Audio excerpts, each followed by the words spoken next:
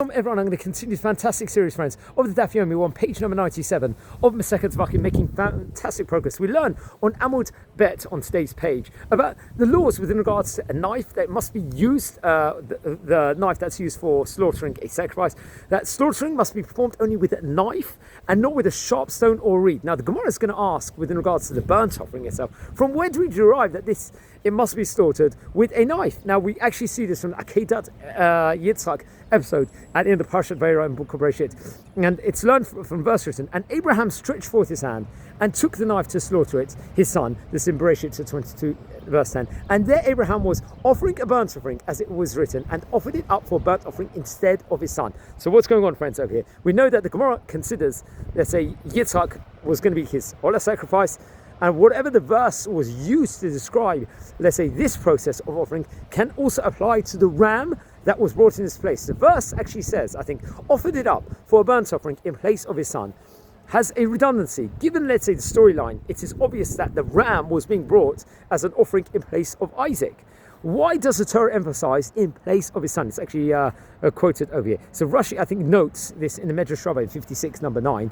The Gemara, I think, over here will obviously considers Yitzhak over here at that point in time. The ram would be instead.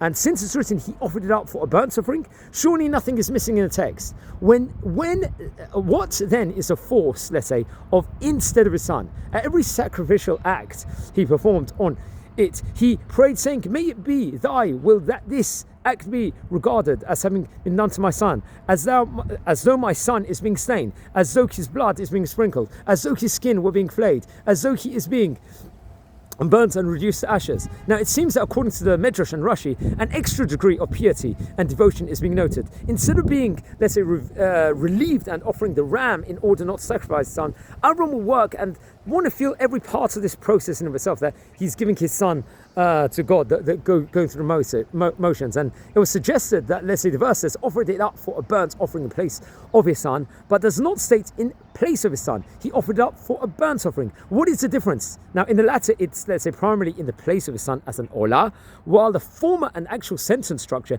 emphasizes that it's primarily an olah, which is also being used in his place, let's say.